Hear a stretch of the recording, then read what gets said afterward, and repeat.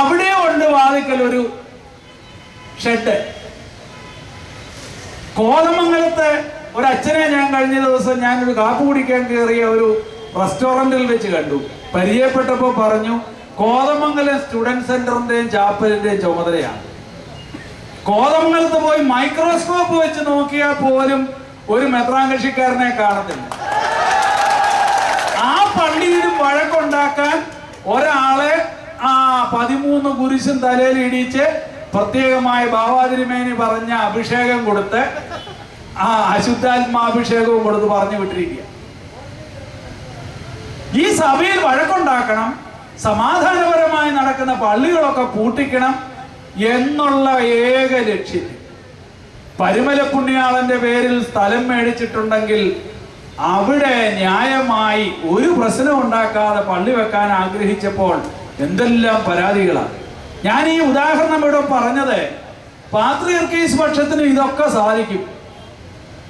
വടക്കുള്ള ബാവാ കക്ഷിക്കാരെല്ലാരും കൂടെ ചേർന്ന് തുപ്പിയാൽ ആ തുപ്പലിൽ മുങ്ങിച്ചാകാവുന്ന മെത്രാൻ കക്ഷിയെ വടക്കൻ പ്രദേശത്ത് ആ തുപ്പൽ ഒഴുകിയാൽ അനേക സിംഹാസനങ്ങൾ ഇവിടുന്ന് ഒഴുകി കോട്ടയം കോടൂരാറ്റി ചെന്ന് ഒഴുകി. പക്ഷേ പാത്രിയർക്കീസ് പക്ഷം പഠിച്ചിരിക്കുന്നത് അതല്ല. സ്വതന്ത്രമായി അവനവന്റെ വിശ്വാസത്തിൽ അവനവന്റെ അച്ഛന്മാരെ കൊണ്ട് അവരവരുടെ മെത്രാച്ചന്മാരെ കൊണ്ട് പ്രാർത്ഥന നടത്തണമെങ്കിൽ പ്രാർത്ഥിച്ചോട്ടെ, പള്ളി വെച്ചോട്ടെ, പള്ളിയിൽ വഴക്കുണ്ടാകരുത്, സമാധാനമായി ആരാധന നടക്കണം. ഇതാണ് പാത്രിയർക്കീസ് പക്ഷം എന്നും മുറുകെ പിടിച്ചിരുന്ന ആ വലിയ ആത്മബലി. അതാണ് ഈ സഭയുടെ വളർച്ച. ആ മനോഭാവം പുലർത്തുന്ന ശ്രേഷ്ഠ ബാവയുടെ നേതൃത്വമാണ് ഈ സഭയ്ക്ക് ഇതുപോലെയുള്ളതായ മുട്ടിന്മേൽ നിൽക്കുന്ന ആളിനെ എഴുന്നേറ്റ് നിന്നാൽ ഉണ്ടാകാവുന്ന ഉയർച്ച ഈ ഏതാനും വർഷങ്ങൾ കൊണ്ട് ഈ സഭയിലുണ്ടായി. ഇന്ന് പാത്രിയർക്കീസ് പക്ഷം എന്ന് പറഞ്ഞ് ആരും കളിയാക്കേണ്ട കാര്യമില്ല.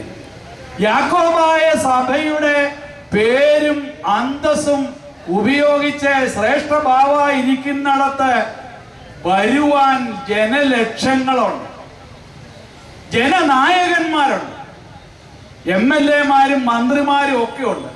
ചില ആളുകളുടെ കണ്ണിക്കടി നിങ്ങൾ കണ്ടു കാണുക. ഇലക്ഷൻ കഴിഞ്ഞപ്പോൾ എണ്ണുക, ചുണ്ണാമ്പ് തൊട്ട് എണ്ണുക, എത്രയാ ബാവാ കക്ഷി, എത്രയാ മെത്രാൻ കക്ഷി. ഇതെല്ലാം ചുണ്ണാമ്പ് തൊട്ടിട്ട് എണ്ണാൻ ആരെയും കിട്ടിയില്ല. അത് കഴിഞ്ഞപ്പോ ഓടി ഡൽഹിക്ക്, അതിന് മുമ്പ് ഓടി, അതിനുശേഷം ഓടി. എന്തെല്ലാം ആക്രോശങ്ങളാ കാണിക്കുന്നത് ഈ സഭ, യാക്കോബായ സഭ. ഞാൻ ആ സമയത്ത് ഇന്റർനെറ്റിൽ ഫേസ്ബുക്കിൽ ഒരു നോട്ട് എഴുതി.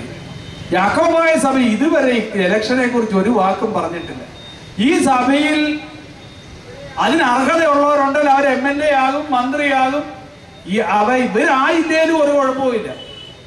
കാരണം ഈ പ്രദേശത്തുള്ള MLA-മാരും MP-മാരും ഒക്കെ ഏതൊരു സഭയിൽപ്പെട്ടവരായാലും ഈ ശ്രേഷ്ഠ ബാവായുടെയും പിതാക്കന്മാരുടെയും സഭയുടെയും താല്പര്യം വിട്ട് നിൽക്കത്തില്ല. കേരളത്തിൽ ഇന്ന് ഒരു ഭരണാധികാരികൾക്കും ഈ സഭയെ അവഗണിച്ചുകൊണ്ട് ഒഴിവാക്കിക്കൊണ്ട് ഒന്നും ചെയ്യുവാൻ സാധിക്കില്ല എന്ന് അസന്നിഗ്ധമായിട്ട് പ്രഖ്യാപിക്കാൻ ഞാൻ ആഗ്രഹിക്കുക. പ്രസംഗിച്ചുകൊണ്ടിരുന്നാൽ ഇനിയും പ്രസംഗിക്കും. സമയം ബാവാതിരിമേനി കൽപ്പിച്ച് അനുവദിച്ചു കഴിഞ്ഞാൽ അരമണിക്കൂർ ഞാൻ കൂടുതലെടുത്തു. കൂടുതൽ അനേകം കാര്യങ്ങൾ പറയാനുണ്ട്.